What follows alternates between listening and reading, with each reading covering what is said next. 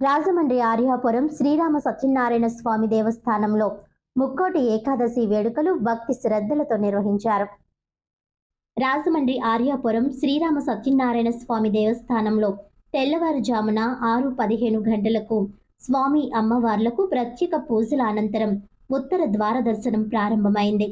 Rajamahendravaram city MLA Adireddy Srinivas, పందిరి మహదేవుడు, సత్రం chairman Reddy మణి, పలువురు మాజీ కార్పొరేటర్లు, నగర ప్రముఖులు స్వామివారిని దర్శించుకుని తీర్థ ప్రసాదాలు స్వీకరించారు. ఆలయ చైర్మన్ మల్లా వెంకటరాజు, డైరెక్టర్లు, కార్యనిర్వహణాధికారి ఆర్ లక్ష్మీబాయి భక్తులకు ఎటువంటి అసౌకర్యం కలగకుండా ఏర్పాట్లు చేశారు. డైరెక్టర్లు కోల రామచంద్రరావు, సక్కెళ్ల హరిప్రసాద్, పెండ్యాల ఉమామహేష్, శీలం సత్యనారాయణ, కొప్పల రామేశ్వరి, తంగెళ్ల పద్మావతి, కల్లూరి సూర్య నాగవెంకట అన్నపూర్ణ, అరవాసు వర్షల, వంజరపు శంకర్, ఉప్పులూరి సూర్యకుమారి, పానింగపల్లి సత్య శ్రీనివాసాచార్యులు తదితరులు పాల్గొన్నారు.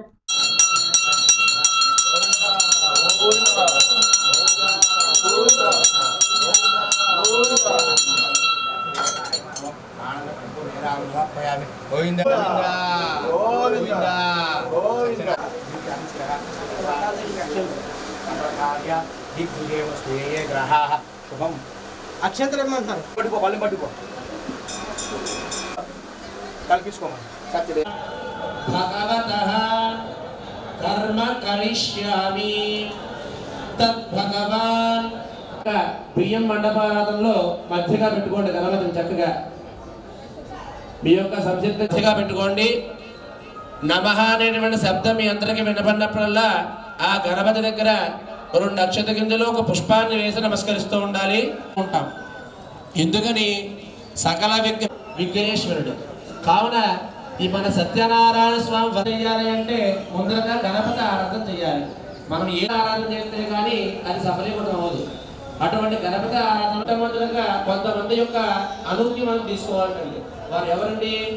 అరుంధతి వస్తువులు, సచీ పురంధరులు, అలాగే మీ గురువులు, వీరి యొక్క అనుజ్ఞ తీసుకుంటే వారికి నమస్కారం చేయడం ద్వారా సకల దేవత మీ అందరికీ కూడా మంత్రం అయిన తర్వాత సీతారామాభ్యాన్నం నమస్కారం చేసి 2 నక్షత్ర పుష్పాలు గణపతి దగ్గర వేస్తూ ఉన్నారు. అలాగే నమః సర్వం శభయా అనుజ్ఞాతః తదేవ లగ్నం సుదనం తదేవ లక్ష్మీ పతేః తే గృహం లోకే పరకృష్ణో యత్ర మాత్తో ధనుర్ధరః తత్ర శ్రీ విజయోర్భూత కళ్యాణం భాజనం యత్ర జాయతే పురుషస్తమజం నిత్యం ప్రజాభిషతేషాం మంగళం యేషాం హృదయతో భగవాన్ మంగళం. అందరికీ నమస్కారం.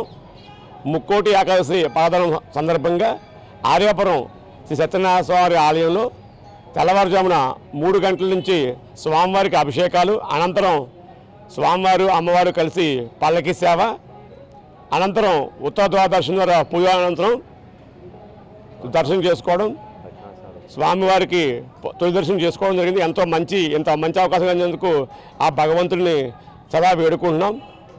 ఈరోజు తెల్లవారు 5 గంటల నుంచే విశేషంగా భక్తులు ఆలయానికి రావడం, భక్తులు తండ్రిగా వచ్చి దర్శనం చేసుకోవడం జరిగింది.